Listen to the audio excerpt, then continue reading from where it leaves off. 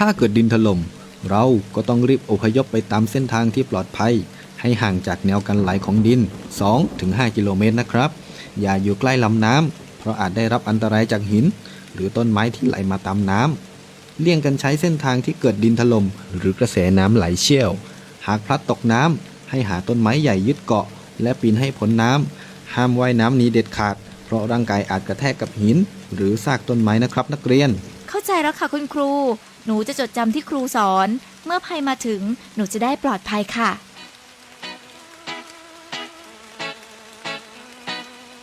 รู้ไว้ก่อนภัยมาถึงด้วยความปรารถนาดีจากสำนักประชาสัมพันธ์เขต 3 กรมประชาสัมพันธ์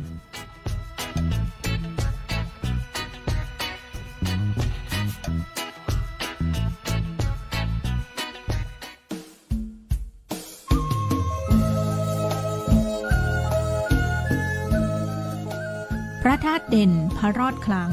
ลำไยดังกระเทียมดีประเพณีงามจามเทวีศรีหริพุนชัยท่านกำลังฟังสถานีวิทยุกระจายเสียงแห่งประเทศไทยจังหวัดลำพูนสำนักประชาสัมพันธ์เขต 3 กรมประชาสัมพันธ์ส่งกระจายเสียงในระบบ FM Stereo Multiplex ความถี่ 95 เมกะเฮิรตซ์จากอาคารเลขที่ 113 หมู่ที่ 10 ตำบลบ้านกลางอำเภอเมืองจังหวัดลำพูนจากนี้ไปสถานีเชิญท่านรับฟังรายการมองลำพูนค่ะ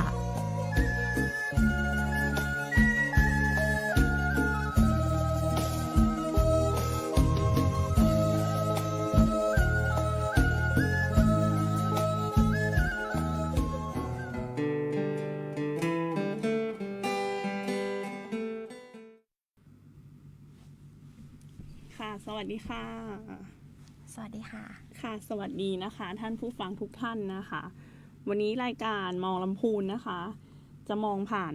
สำนักงานอัยการคุ้มครองสิทธิ์และช่วยเหลือการพับคดีและช่วยเหลือทางกฎหมายและการพับคดีจังหวัดลำพูนนะคะชื่อสำนักงานยาวไปหน่อยเนาะยาวค่ะบางทีเราก็สับสนเราอยู่เองเราก็ใช่3 บรรทัดนะคะ สลับไปสลับมาถ้าเขียนก็แบบขอ3 ตัวขอคำย่อ3 ตัวสคช.ลำพูนนะคะ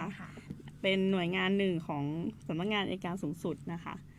วันนี้นะคะดิฉันนะคะนางวัชนีทักขว้างชาวเหนือค่ะรองอัยการจังหวัดคุ้มครองสิทธิ์จังหวัดลำพูนค่ะค่ะดิฉันเศรษฐพรวงเมตตานิติกรปฏิบัติการสำนักงานอัยการคุ้มครองสิทธิ์และช่วยเหลือทางกฎหมายและการบังคับคดีจังหวัดลำพูนค่ะโอ้เหนื่อยเนาะหายใจไม่ทัน นิติกรสคช.ลำพูนแล้วกันค่ะวันนี้นะคะเราจะมาเสนอกฎหมายใหม่อีกแล้วเนาะเราก็พูดคุยกันว่าเราจะเอาเรื่องอะไรมาเสนอท่านผู้ฟังดีนะคะที่มันอัปเดตหน่อยอัปเดตเราสองคนจะมาแนวอัปเดตกฎหมายเนาะค่ะวันนี้นะคะเราจะมาเสนอกฎหมายใหม่นะคะชื่อเล่นของเขาก็คือกฎหมายเรื่องสมรสเท่าเทียมนะคะที่เรียกร้องกันมาตลอดนะคะของกลุ่มนักเคลื่อนไหวทางสิทธิมนุษยชนนะคะแล้วก็กลุ่มของ LGBTQA+ ทั้งหลายนะคะก็คือว่าเป็นเรื่องของเพศทางเลือกเพศอื่นๆที่ไม่ใช่เพศตรงๆตามเพศสภาพกำเนิดนะคะเขาก็เรียกร้องกันขึ้นมาเนาะเพื่อจะเกิดให้เกิดความเท่าเทียมกันในเรื่องสิทธิ์ของการมีครอบครัวการอยู่ร่วมกันสร้างครอบครัวอย่างเงี้ยเนาะก็คือว่าเมื่อก่อนเนี่ยมันมีปัญหาเขาก็อยู่กันแบบว่าเหมือนเป็นพาร์ทเนอร์เหมือนเป็นหุ้นส่วนชีวิตโดยไม่มีกฎหมายรับรอง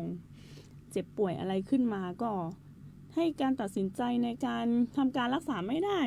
ต้องไปตามญาติพี่น้องมาทั้งที่เขาอาจจะอยู่ด้วยกันมาเป็น10 ปี20 ปีแล้วเงี้ยค่ะบางคนก็ไม่ได้ติดต่อญาติพี่น้องเขาก็เกิดความไม่สะดวกตรงนี้เนาะหรือบางทีเนี่ยอาจจะไม่ได้รับสิทธิประโยชน์ในด้านทางภาษีอยู่ด้วยกันมามันจะต่างกันตรงไหนที่ฉันเป็นผู้ชาย2 คนอยู่ด้วยกันกับผู้หญิงผู้ชายที่เขาแต่งงานกันจริงๆก็ไม่ต่างกันหรือเปล่า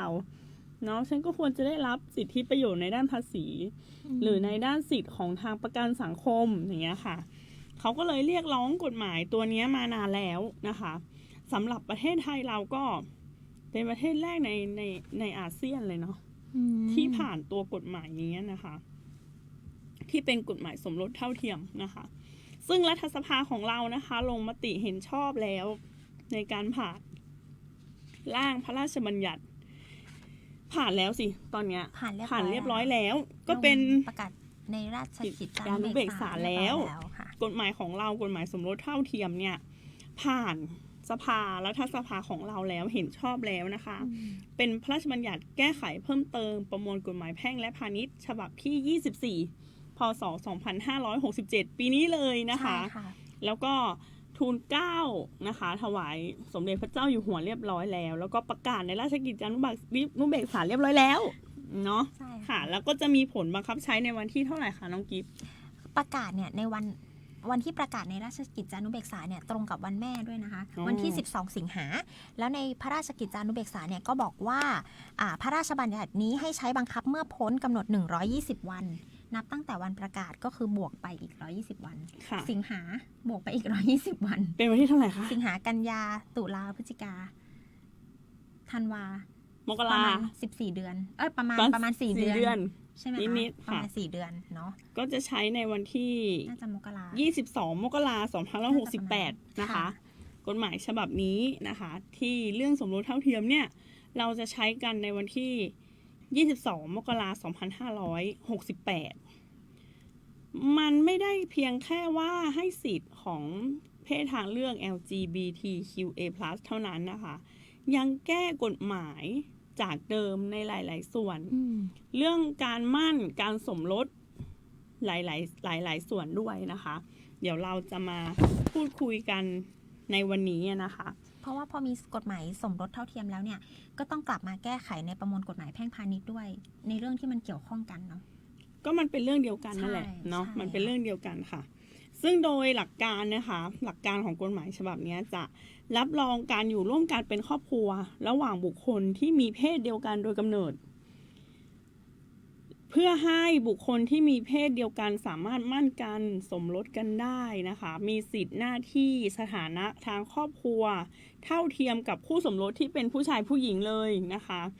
แล้วมันจะเป็นการสร้างความเข้มแข็งของครอบครัวที่จะก่อตั้งขึ้นไม่ว่าจะก่อตั้งด้วยคนเพศไหนนะคะ แล้วก็มันก็จะมีสาระสำคัญหลายประการนะคะ เดี๋ยวเราจะมาพูดถึงสาระสำคัญของกฎหมายฉบับนี้เอาแต่ที่สำคัญเนาะเพราะว่าเมื่อกี้คุยกันมาว่าเราดูแล้วเราอ่านแล้วศึกษาแล้วเนี่ย แก้เยอะมาก แก้เยอะมากใช่ หลายมาตรามาก หลายมาตราแต่ ใช่ ว่าเราจะเอาที่มันสำคัญก่อนนะคะ ก็คือว่าตามหลักเลยอะตามกฎหมายนะคะ การจะอยู่เป็นครอบครัวที่ถูกต้องตามกฎหมายคือต้องมีการจดทะเบียนสมรสเนาะแต่เราก็จะรู้ถึงว่าก่อนที่จะจดทะเบียนสมรสเนี่ยยังไม่พร้อมจะสมรสกันเนี่ยมันอาจจะมีการมั่นขึ้นมาก่อนจริงไหมคะ ใช่ค่ะ ก่อนที่จะแก้กฎหมายฉบับนี้การมั่นเนี่ยเกิดขึ้นได้ยังไงคะ การมั่นก็คือการที่กฎหมายเดิมก่อนเนาะ กฎหมายเดิมค่ะ กฎหมายเดิมชายส่งมอบของมั่นให้แก่หญิง ซึ่งก็จะทำได้เมื่ออายุครบ 17 ปีบริบูรณ์แล้วทั้งสองฝ่าย ค่ะ แต่ว่ากฎหมายใหม่เนี่ยก็คือแก้ในเรื่องของอายุนะคะจาก 17 ปีเป็น 18 ปีบริบูรณ์ ถึงจะมั่นกันได้ ใช่แล้วก็ไม่ได้ใช้คำว่าชายส่งมอบของมั่นให้กับหญิงแล้วนะคะ ก็คือจะใช้คำว่าผู้มั่นส่งมอบของมั่นให้แก่ผู้รับมั่นนะคะ ค่ะ เพื่อเป็นหลักฐานว่าจะสมรสกับผู้นั้นนะคะ ค่ะ เพราะฉะนั้นฝ่ายผู้มั่นส่งมอบให้กับผู้รับมั่นกฎหมายใช้คำนี้ เพราะฉะนั้นก็หมายความว่าจะเป็นชายหรือหญิงก็ได้ ค่ะ ไม่ ตา ได้ ม จะ กฎหมายใหม่ กำหนดแล้ว เนี่ยนะก็ยกเลิกกฎหมายเก่านะคะ ที่บอกว่าชายให้ส่งมอบของมั่นให้หญิง เมื่อมีอายุครบ 17 ปีบริบูรณ์ ซึ่งนะคะเป้าหมายของการมั่นเนี่ยคือการจะจดทะเบียนสมรสแต่งงานกันในอนาคตเนาะ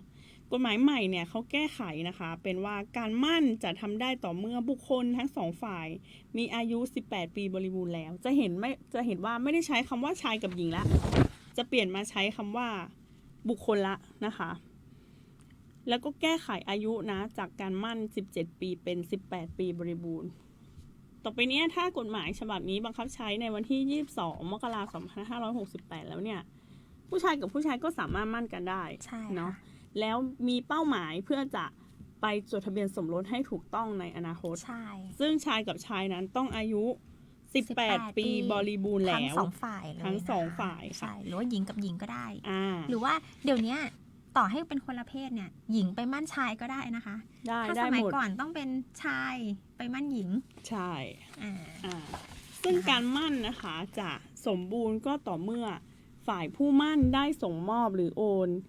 ทรัพย์สินอันเป็นของมั่นให้แก่ผู้รับมั่น เพื่อเป็นหลักฐานว่าจะสมรสกับผู้รับมั่นนั้นเขาก็ไม่ได้เขียนละว่าคนจะไปมั่นต้องเป็นผู้หญิงหรือผู้ชาย คนรับมั่นต้องเป็นผู้หญิงหรือผู้ชาย ใช่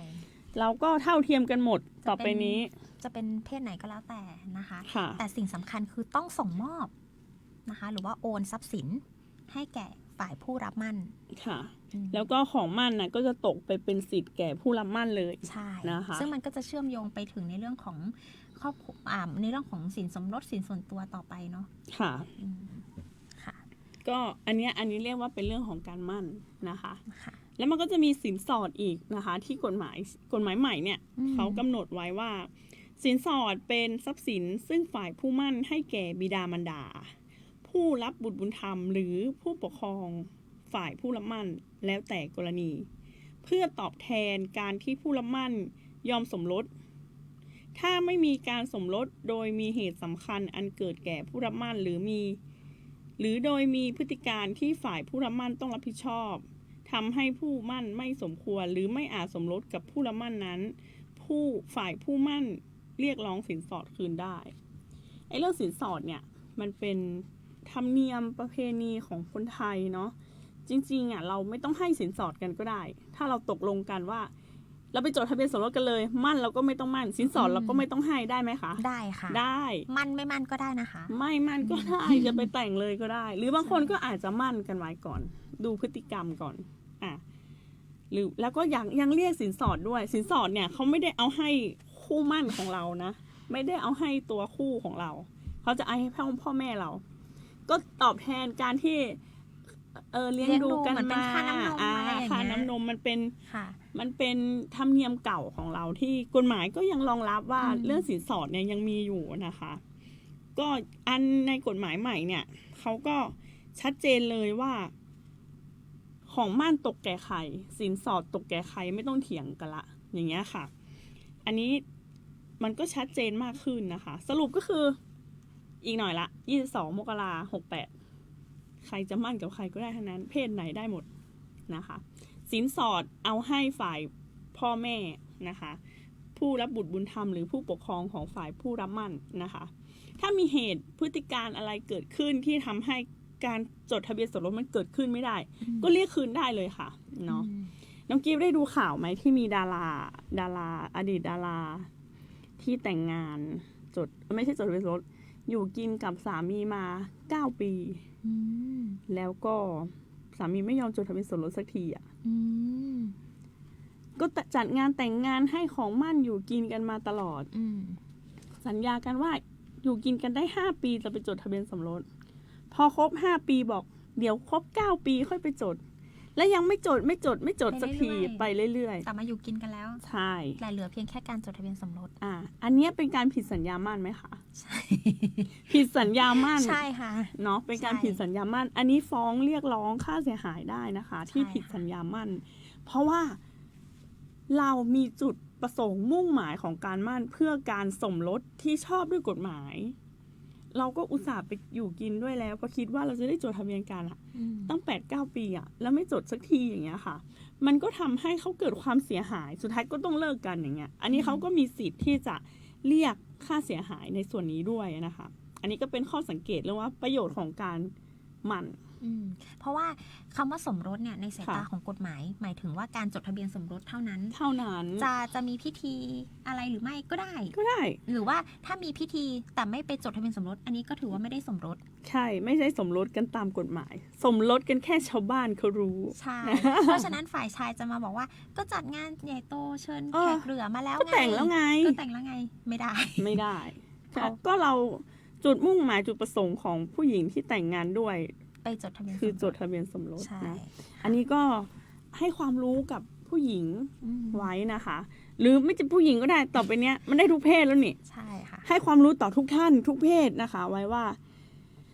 การจดทะเบียนการสมรสตามกฎหมายที่กฎหมายจะรับรองสิทธิ์ของเราได้ก็คือการจดทะเบียนสมรสนะคะ สงสัยว่าวันแรกที่กฎหมายใช้บังคับนี่อำเภอน่าจะต้องเตรียม ต้องเตรียมรับมือแล้วค่ะ ตอนนี้ต้องมีแผนละ ตอนนี้เดือนตุลาละอำเภอต้องมีแผนแล้วว่าจะต้องรับมือยังไง เพราะว่าบางคนเนี่ยคู่บาง เขารอ คู่ มานานนะ คู่ชายหรือคู่หญิงเนี่ยบางคู่เนี่ยเขาอยู่กันมาเป็น10-20 ปีอยู่กันจนแก่แล้วอะเงี้ยค่ะเขาก็ยินดีเนาะที่เขาจะต้องยินดีกับเขาด้วยที่จะต้องแบบได้รับการรับรองตามกฎหมายเงี้ยค่ะ ซึ่งการจดทะเบียนสมรสเนี่ยมันไม่ได้แค่ว่าเป็นการก่อร่างสร้างตัวที่กฎหมายรับรองนะ มันมีผลไปถึงเรื่องการรับมรดกด้วยใช่ไหม ใช่ค่ะ เนาะ ใช่ ที่เดี๋ยวก็จะค่อยๆเล่าสู่กันฟังต่อไปนะคะ เก็บไว้บ้างเนาะเดี๋ยวห เก็ ม บ ด ไว้บ้าง ไม่หรอกเราพูดไม่ทันด้วย ค่ะ ค่ะ แล้วก็อันนี้เป็นเรื่องการมั่นเนาะเอา ค่ะ คร่าวๆนะคะ ต่อไปนะคะก็อีกเรื่องหนึ่งที่สำคัญก็คือว่าเป็นเรื่องการสมรสนะคะ การสมรสเลยเนี่ยกฎหมายก็เปลี่ยนเหมือนกันนะคะ กฎหมายก็ยกเลิกเลยยกเลิกกฎหมายเก่าเลยนะคะ ตามมาตรา1448นะคะ1448 1449 1450กฎหมายใหม่ยกเลิกหมดเลย แล้วให้ใช้กฎหมายใหม่ใช้ข้อความใหม่นะคะ ก็คือว่ากฎหมายเก่าเนี่ยการจะสมรสเนี่ยมันจะทำได้ก็ต่อเมื่อชายหญิงอายุครบ17ใช่ไหมคะ ใช่ค่ะ แต่ถ้าว่าอายุยังไม่ถึง20เนี่ยต้องได้รับความยินยอมจากพ่อแม่ก่อน ใช่ เนาะอันนี้ตามกฎหมายเก่านะคะ ซึ่งกฎหมายใหม่อะนะคะเขากำหนดไว้ว่าตามมาตรา1448ใหม่การสมรสจะทำได้ต่อเมื่อบุคคลทั้งสองฝ่ายใช้คำว่าบุคคลนี่แหละ ไม่ได้ใช้คำว่าชายหญิงอีกต่อไปนะคะ บุคคลทั้งสองฝ่ายมีอายุ18 ปีบริบูรณ์แล้ว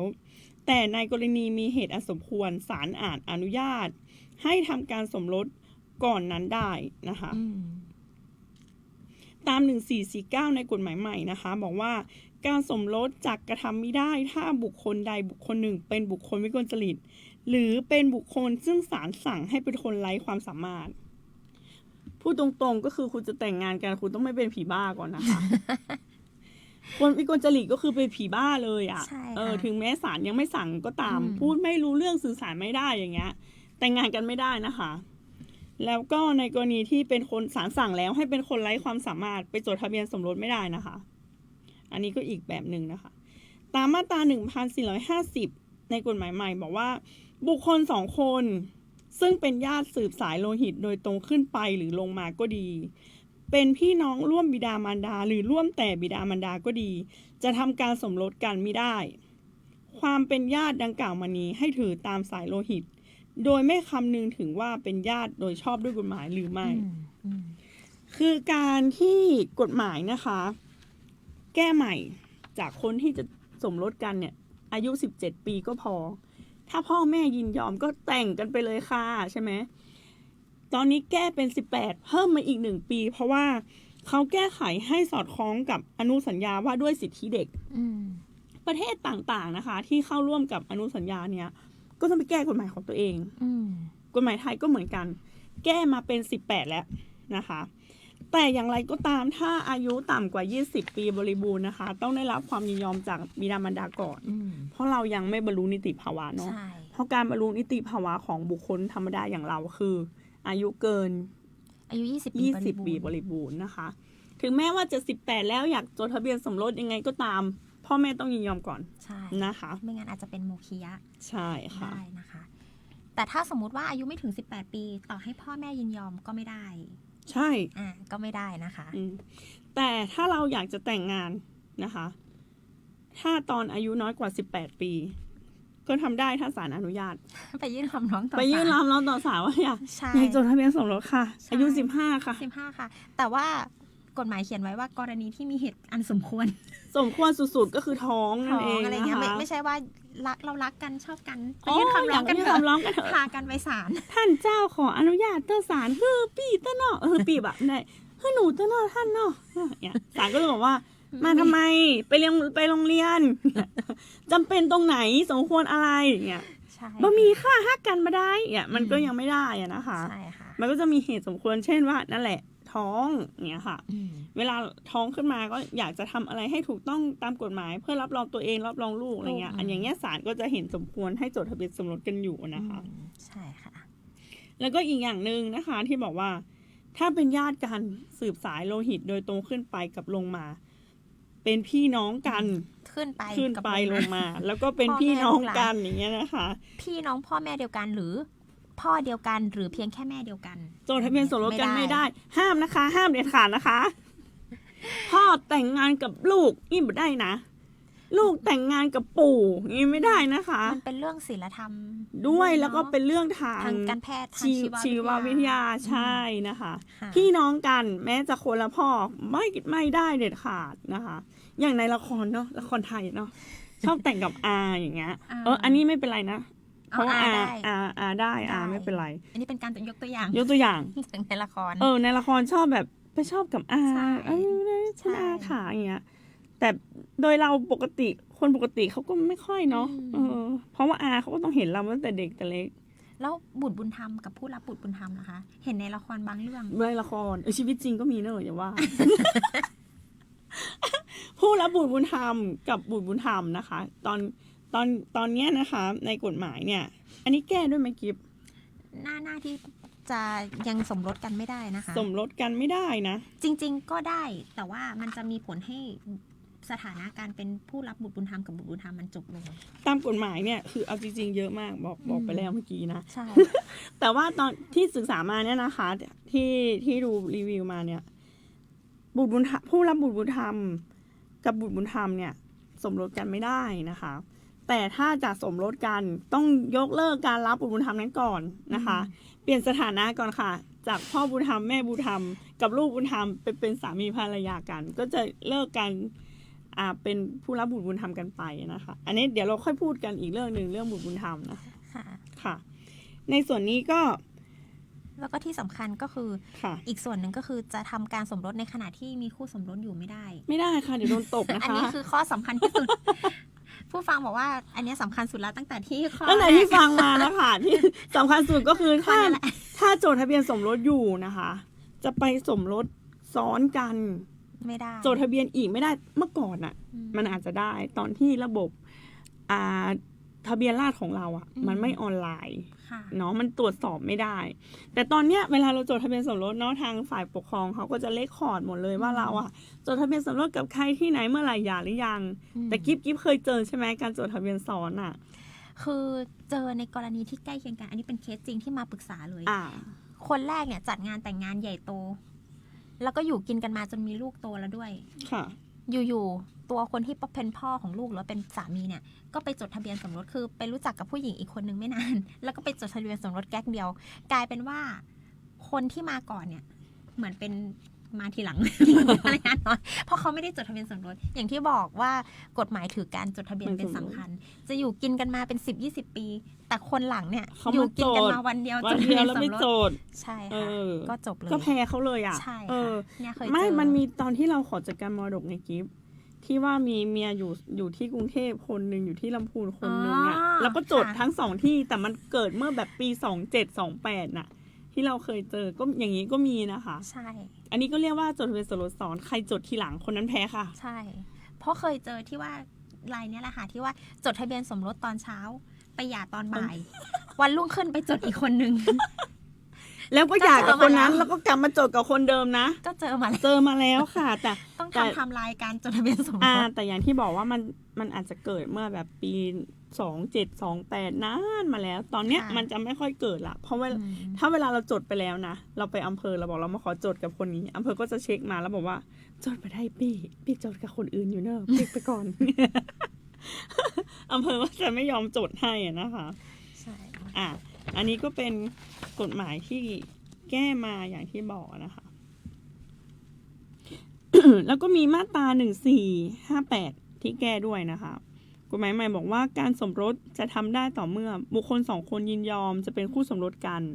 และต้องแสดงการยินยอมนั้นให้ปรากฏโดยเปิดเผยต่อหน้านายทะเบียน และให้นายทะเบียนบันทึกความยินยอมนั้นไว้ด้วย กฎหมายเขียนชัดขนาดเนี้ยไม่ต้องเถียงกันละว่าตอนที่ไปจดอะยอมหรือไม่ยอม เชื่อไหมคะว่าเรื่องเนี้ย ต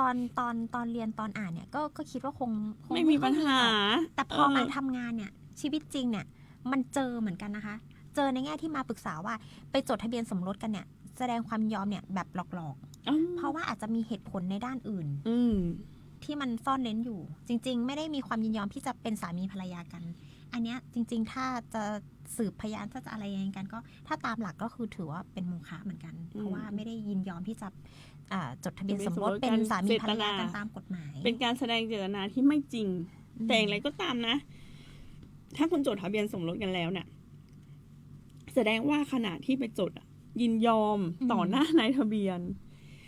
เวลาเอานายทะเบียนมาเบิกความนายทะเบียนก็ต้องเบิกความว่าเขายอมค่ะไม่งั้นก็ไม่จดให้ถามแล้วว่ายอมใช่ไหมสมัครใจจริงหรือเปล่าเพราะเรื่องเจตนามันเป็นเรื่องภายในเขาไม่รู้หรอกต้องสู้กันยาวยากด้วยค่ะ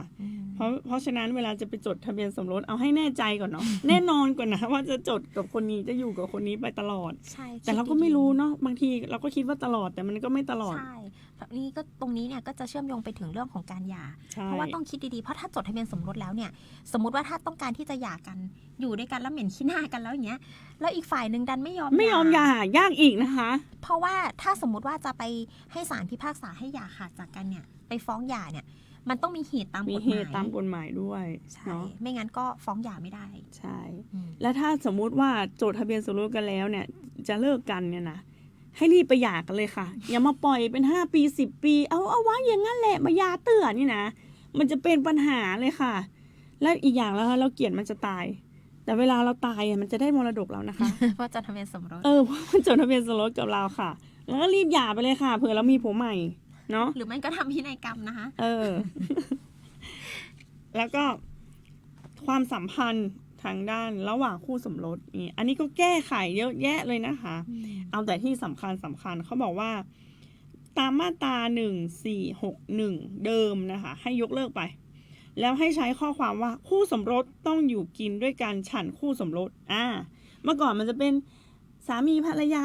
ต้องอยู่ด้วยกันฉันสามีภรรยาตอนนี้ไม่ใช้คำนั้นละจะใช้คำว่าคู่สมรสต้องอยู่กินด้วยกันฉันคู่สมรสคู่สมรสต้องช่วยเหลืออุปการะเลี้ยงดูกันตามความสามารถและฐานะของตนนะคะเมื่อวานดูโหนกระแสกิ๊บไม่ได้ดูหรอกเมื่อกี้แบบงานเยอะมันกลับบ้านเรียงนะ เวลานั้นเมื่อวานดูโหนกระแสค่ะเขาบอกว่าเมื่อวานกำลังกินหมูกระทะอยู่กินหมูกระทะอยู่ค่ะก็คือฝ่ายหญิงเนี่ยเป็นเมียตำรวจฝ่ายชายเป็นตำรวจเนาะแล้วก็ไปกล่าวหาว่าสามีมีชู้เนาะเป็นเจ้าของแบรนด์สบู่อย่างเงี้ยค่ะผู้หญิงก็บอกว่าเธอไม่ได้ทำหน้าที่ของสามีหรือพ่อที่ดีเลยตัวผู้ชายที่เป็นตำรวจก็บอกว่าก็ทำแล้วก็หาเงินมาให้ใช้แล้วจะเอาอะไรอีก จริงๆหน้าที่ของการเป็นสามีหรือพ่อมันไม่ใช่แค่ว่าเป็นการหาเงินมาให้ใช้นะคะอันนี้ตามกฎหมายนะ มันต้องมีหน้าที่ในการเป็นสามีทำปฏิบัติพัดวีกันลูกก็ต้องช่วยกันเลี้ยงเนาะผู้หญิงก็บอกว่าเวลาลูกป่วยคุณมาดูลูกไหมมาเช็ดตัวลูกไหมก็ให้เงินไปแล้วไงอย่างเงี้ยมันไม่ใช่การปฏิบัติหน้าที่ของพ่อนะคะการปฏิบัติหน้าที่ของพ่อก็ต้องไปช่วยกันดูแลอย่างเงี้ยค่ะเลี้ยงดูอย่างเงี้ยค่ะถึงจะเป็นไปตามกฎหมายเนาะกฎหมายเขาไม่ได้บัญญัติว่าเป็นคู่สมรสกันจะเป็นชายหญิงชายหญิงให้เงินกันก็พองั้นไม่ใช่นะคะกฎหมายไม่ได้กำหนดแบบนั้นกฎหมายก็บอกว่าให้ช่วยเหลืออุปการะเลี้ยงดูตามความสามารถและฐานะแล้วก็บอกว่าเมียเนี่ยไม่ทำงานไม่มีตังค์ฉันเลยต้องเอาเงินให้ก็ถูกแล้วก็ต้องช่วยเหลืออุปการะกันถ้าคุณรู้ว่าเขาไม่มีตังค์แต่แรกไม่ต้องแต่งกับเขาค่ะอยากได้คนรวยไปเอาคนรวยค่ะประเด็นคือคนรวยไม่เอาเราอีก ยากละค่ะ อันนี้กิ๊บมีอะไรจะเสริมไหมคะก็จะเห็นได้ว่าเนี่ยเวลาที่เป็นคู่สมรสกันไปจดทะเบียนเนี่ยมันมีอะไรสิทธิหน้าที่ต่างๆตามมามากมายเนาะไม่ได้แค่เป็นเฉพาะเรื่องทรัพย์สินมรดกอย่างเดียวแต่จะเห็นได้ว่าเรื่องของความสัมพันธ์ กฎหมายก็ละเอียดอ่อนนะคะกฎหมายก็บัญญัติไว้ด้วยว่าการที่เป็นคู่สมรสกันเนี่ยซึ่งแต่ก่อนนี้ใช้คำว่าสามีภรรยาเนาะก็เปลี่ยนมาเป็นคู่สมรสเนี่ยมันจะต้องมีสิทธิหน้าที่ต่อกันอย่างไรรวมถึงความสัมพันธ์ในฐานะที่เป็นสามีภรรยารวมถึงในฐานะที่เป็นพ่อแม่ของลูกด้วย ใช่ ก็ได้บัญญัติไว้หมดเลย ค่ะ อืม ค่ะ คู่สมรสต้องอยู่กินฉันคู่สมรสให้ถูกต้องนะคะ นอกจากนั้นนะคะ เมื่อถ้าคู่สมรสชายหญิงชายทั้งหมดเนี่ยเมื่อจดทะเบียนสมรสกันแล้วการเป็นครอบครัวเนี่ยตามกฎหมายเนี่ยมันก่อตั้งขึ้นเมื่อมีการจดทะเบียนสมรสกันเรียบร้อยแล้ว เพราะฉะนั้นนะคะทรัพย์สินนะคะที่ได้มาหลังจากนั้นมันก็เป็นสินสมรสทั้งหมดนะคะเว้นแต่บางกรณีกฎหมายจะกำหนดว่าให้มันเป็นสินส่วนตัวนะคะคู่สมรสนะคะตามกฎหมายเนี่ยกฎหมายใหม่เนี่ยการจัดการทรัพย์สินนะคะคู่สมรสต้องจัดการสินสมรสร่วมกันหรือได้รับความยินยอมจากอีกฝ่ายใดฝ่ายหนึ่งในกรณีดังต่อไปนี้มีเยอะมากนะ10 กว่าข้อ 8 ข้อ 8 ข้อนะอันนี้เรื่องการจัดการทรัพย์สินมี8 ข้อยกตัวอย่างเช่นซื้อขายแลกเปลี่ยนจำนองปลดจำนองในอสังหาริมทรัพย์กู้ยืมเงินให้เช่าทรัพย์เกินกว่า3 ปีอย่างเงี้ยนะคะการให้โดยเสน่หานะคะประนีประนอมยอมความสมมุติประเภทนี้การจัดการสินสมรสต้องจัดการร่วมกันนะคะสมมุติว่าเรา2 คนชายที่จดทะเบียนสมรสแล้วหรือหญิงที่จดทะเบียนสมรสแล้วหรือชายหญิงที่จดทะเบียนสมรสแล้วนะคะไปซื้อที่ด้วยกัน1 แปลงที่มีโฉนดจดทะเบียนโดยใส่ชื่อ2 คนเลยไว้เรียบร้อยนะคะอยากจะขายคนเดียวได้ไหมไม่ได้นะคะต้องได้รับความยินยอมก่อนนะคะแต่ถ้าซื้อนี่ได้นะคะซื้อได้กฎหมายไม่ได้บอกเรื่องของการซื้อเนาะถ้าเราซื้อที่ดินมามันได้มาเนาะได้มาในระหว่างสมรสเป็นสินสมรสเลยนะคะใช่เนี่ยยกตัวอย่างเลยเนี่ยอย่างอัยการเนี่ยไปซื้อบ้านใหม่นะคะซื้อบ้านใหม่ชื่อบ้านก็ชื่อเราคนกู้ก็เราชื่อโฉนดก็ชื่อเรามีชื่อเราคนเดียวนะคะแต่มันได้มาระหว่างที่มีการจดทะเบียนสมรสอยู่กับสามีมันเป็นสินสมรสเลยค่ะถ้าอย่างนั้นจะขายนะคะต้องได้รับความยินยอมจากสามีก่อนนะคะแล้วเราจะทำยังไงคะอยากให้มันเป็นสินส่วนตัวค่ะทำสัญญาค่ะแล้วให้เขียนให้สามีบอกว่าอันนี้ให้เป็นสินส่วนตัวยกให้ อันนี้ให้จัดการคนเดียวให้เป็นสินส่วนตัวฉันไม่เอาอย่างนี้ก็ได้นะคะแต่อย่างเงี้ยกรณีแบบเนี้ยต้องจัดการร่วมกันนะคะหรือว่าให้ยืมเงินชาย2 คนแต่งงานกันนะคะจดทะเบียนสมรสเรียบร้อยตามกฎหมายใหม่ให้เอาเงินให้เพื่อนยืม 50,000 เพื่อนอยากไปทำนมไม่บอกเราไม่ได้นะคะเพราะทรัพย์สินของเขาที่ได้มาหลังจดทะเบียนสมรสคือสินสมรสเขาต้องบอกเราค่ะเขาไม่บอกเรามารู้ทีหลังแล้วโกรธนะนอกจากจะโกรธแล้วยังมีผลตามกฎหมายตามมาด้วยนะคะแต่ว่าไปกู้เงี้ยได้แต่ให้กู้ไม่ได้ไปกู้ได้แต่ให้กู้ไม่ได้พูดง่ายคือกฎหมายมองว่าอะไรที่มันจะทำให้สินสมรสมันลดน้อยลงแต่ถ้าไปกู้เนี่ยมันได้เงินมา ถึงแม้จะกู้ชื่อเราแต่เรามาใช้ด้วยกันอันนี้ค่ะมันก็จะเป็นเรื่องการจัดการสินสมรสนี่บางคนไม่รู้นะจดทะเบียนสมรสไปแล้วก็อยากขายที่อะไรก็ขายคนเดียวอย่างนี้ไม่ได้นะคะอาจจะถูกไม่ผูกพันกันก็ได้นะคะเขามาขอเพิกถอนสมมุติว่ามีที่อยู่1 แปลงเนาะเป็นที่ของคู่สมรสเป็นชื่อของคู่สมรสคนเดียวเลยนะแต่ได้มาหลังจากจดทะเบียนสมรสคู่สมรสเอาไปขายโดยที่ไม่ได้รับยินยอมจากคู่สมรสอีกฝ่ายหนึ่งขายเสร็จแล้วจดทะเบียนโอนเรียบร้อย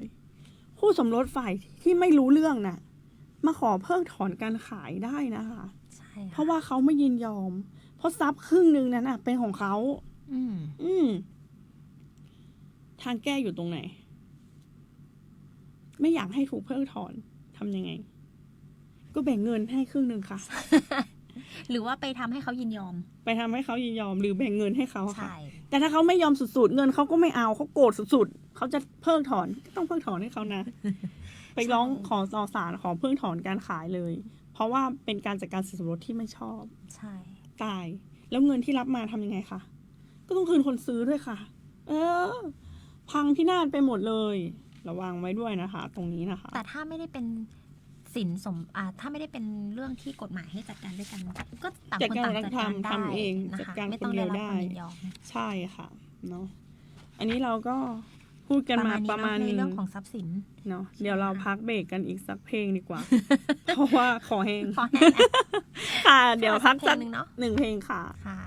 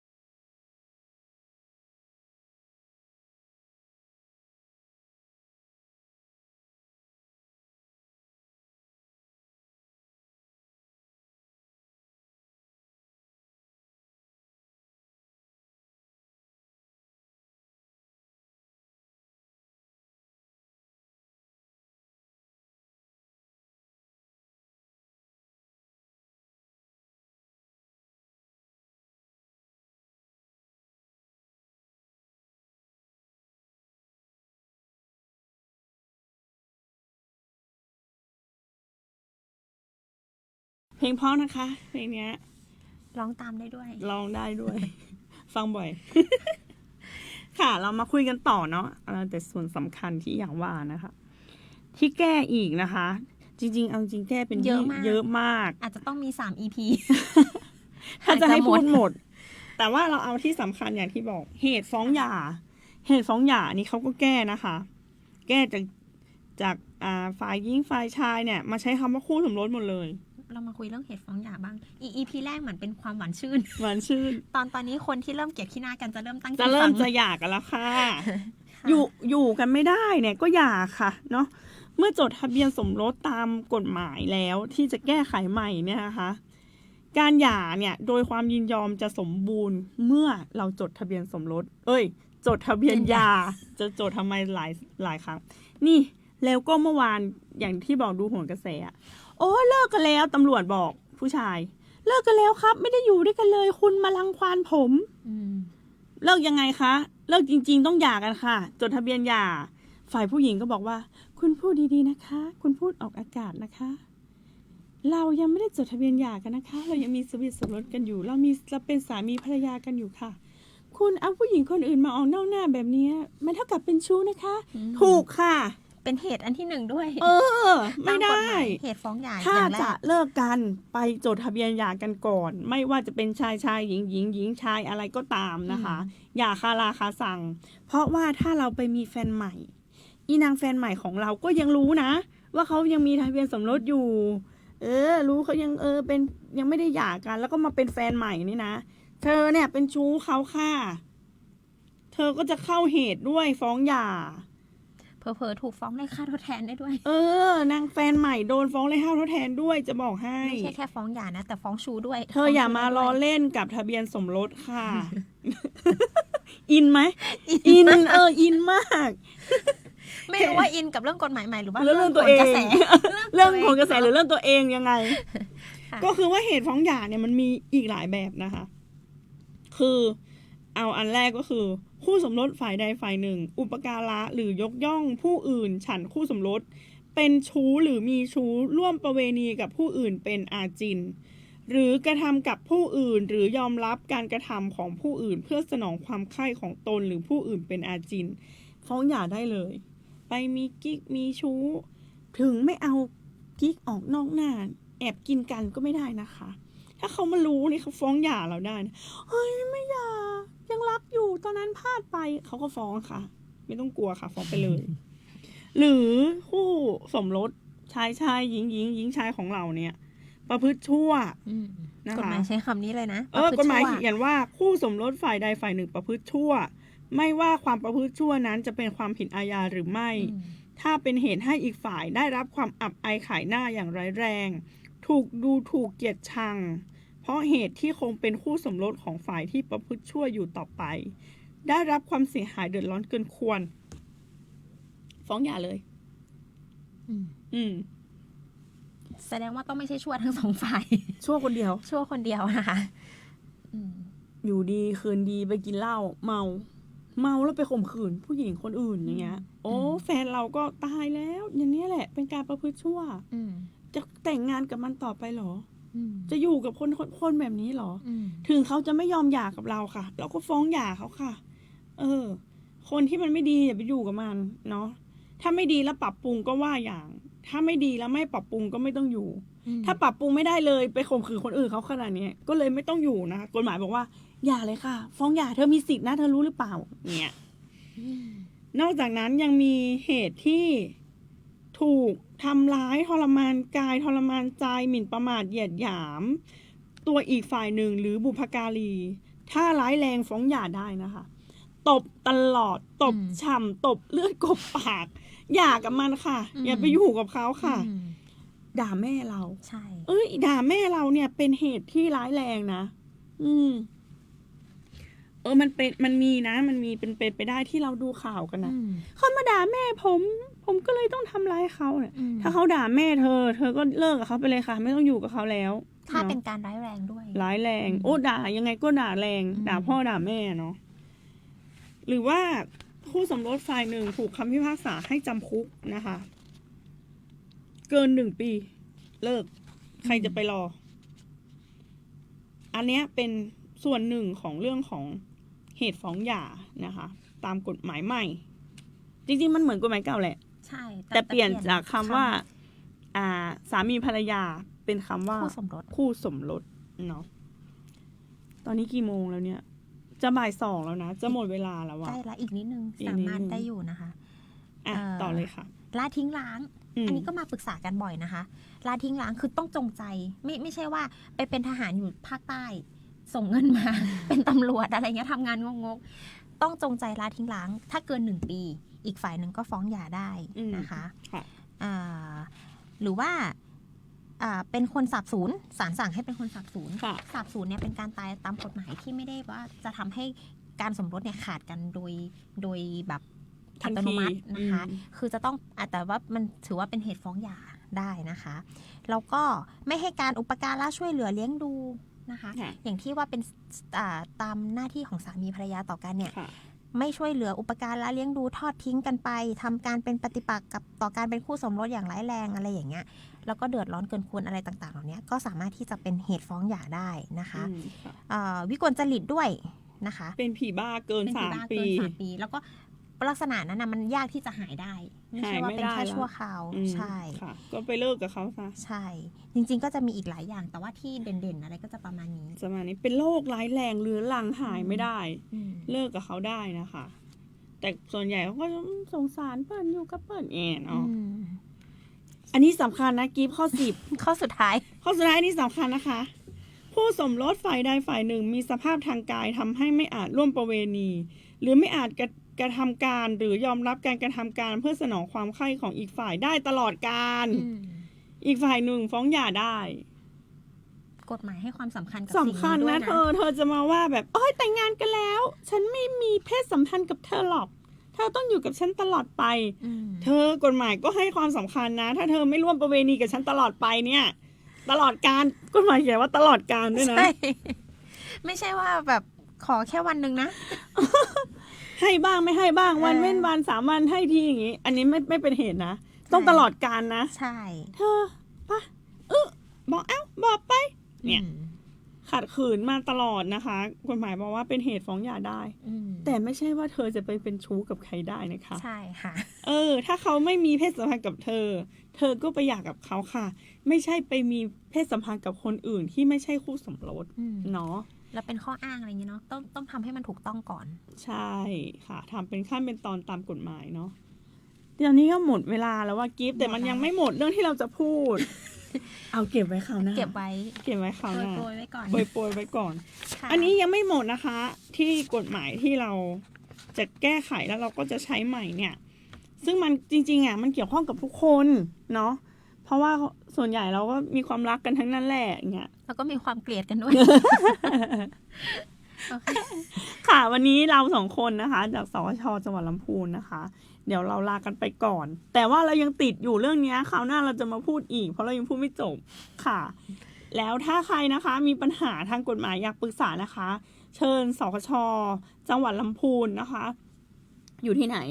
อยู่ข้างที่ว่าการอำเภอเมืองลำพูนเลย หลังคาสีน้ำเงินค่ะ หลังคาสีน้ำเงินคือที่ว่าการอำเภอเมืองลำพูน ไม่ใช่เรานะคะ ไม่ใช่เรานะคะของเราของสำนักงานอัยการเนี่ยจะเป็นหลังคาสีแดงค่ะ ค่ะ จะชอบมีคน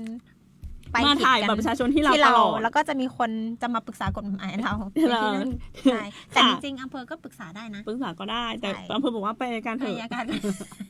ค่ะแล้ววันนี้ก็ลากันไปก่อนนะคะ มีอะไรติดต่อสคช.จังหวัดลำพูนได้ค่ะ ขอบคุณค่ะ ค่ะ สวัสดีค่ะ